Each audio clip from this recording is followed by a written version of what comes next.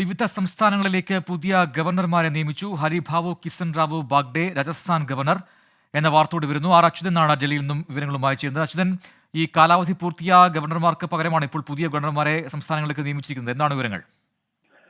പ്രജിൻ, കാലാവധി തീരുന്നതും ഇതിൽ ചിലർ ഈ കഴിഞ്ഞ ലോക്സഭാ തെരഞ്ഞെടുപ്പിൽ മത്സരിക്കുകയും ചെയ്തിരുന്നു. ഇതിന്റെ അടിസ്ഥാനത്തിലാണ് ഇപ്പോൾ പുതിയ ഗവർണർമാരെ വിവിധ സംസ്ഥാനങ്ങളിലേക്ക് നിയമിച്ചിരിക്കുന്നത്. ഒപ്പം തന്നെ ചുമതല കൈമാറ്റവും വന്നിട്ടുണ്ട്. ലഭിക്കുന്ന വിവരങ്ങൾ അനുസരിച്ച് ഹരിഭാവു കിസൻ റാവുവിനെ രാജസ്ഥാൻ ഗവർണറായി നിയമിച്ചു. ജിഷ്ണുദേവ് വർമ്മയെ തെലങ്കാന ഗവർണറായി, ഓം പ്രകാശ് മാത്തൂർ സിക്കിം ഗവർണറായും സന്തോഷ് കുമാർ ഗാംഗ്വറിനെ ജാർഖണ്ഡ് ഗവർണറായി നിയമിച്ചു. അതേസമയത്ത് ജാർഖണ്ഡ് ഗവർണറായിരുന്ന സി പി രാധാകൃഷ്ണനെ മഹാരാഷ്ട്ര ഗവർണറായി കൂടി നിയമിച്ചിരിക്കുകയാണ്. അതായത് നിലവിൽ ഇനി ജാർഖണ്ഡിന്റെ ഗവർണർ സന്തോഷ് കുമാർ ഗാംഗ്വർ ആയിരിക്കും, എന്നാൽ മഹാരാഷ്ട്രയുടെ സി പി രാധാകൃഷ്ണനായിരിക്കും.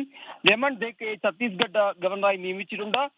മേഘാലയയുടെ ഗവർണറായി CH വിജയശങ്കറിനെയും ചുമതല നൽകി. മറ്റൊന്ന് അസ്സാം ഗവർണറായി ഗുലാബ് ചന്ദ് കട്ടാരിയെയാണ് ഇപ്പോൾ ചുമതലപ്പെടുത്തിയിരിക്കുന്നത്. അദ്ദേഹം പഞ്ചാബിന്റെ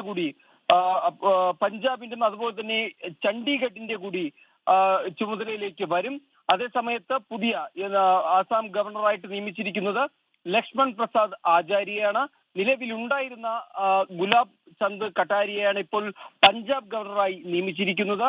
അങ്ങനെ മാത്രമല്ല ഈ അസാം ഗവർണറായി ഇപ്പോൾ നിയമിച്ചിരിക്കുന്ന ലക്ഷ്മൺ പ്രസാദ് ആചാര്യക്ക് അഡീഷണൽ ചുമതല കൂടി നൽകിയിട്ടുണ്ട്. അത് മണിപ്പൂർ ഗവർണറിന്റെ ഒരു ചുമതല കൂടി നൽകിയിരിക്കുകയാണ്. അങ്ങനെ പുതിയ ഗവർണർമാരുടെ നിയമനവും അവർക്ക് കൂടുതൽ ചുമതലയും ഈ നിലവിലെ പട്ടിക പ്രകാരം നൽകിയിട്ടുണ്ട് എന്നുള്ള വിവരങ്ങളാണ് ഇപ്പോൾ പുറത്തു വന്നിരിക്കുന്നത്. പ്രജിൻ, ശരി, വിവിധ സംസ്ഥാനങ്ങളിലേക്ക് പുതിയ ഗവർണർമാരെ നിയമിച്ചു എന്ന വാർത്തയാണ് ഇപ്പോൾ പുറത്തുവരുന്നത്. ആർ അച്യുതനാണ് വാർത്ത ഡൽഹിയിൽ നിന്നും പങ്കുവച്ചത്.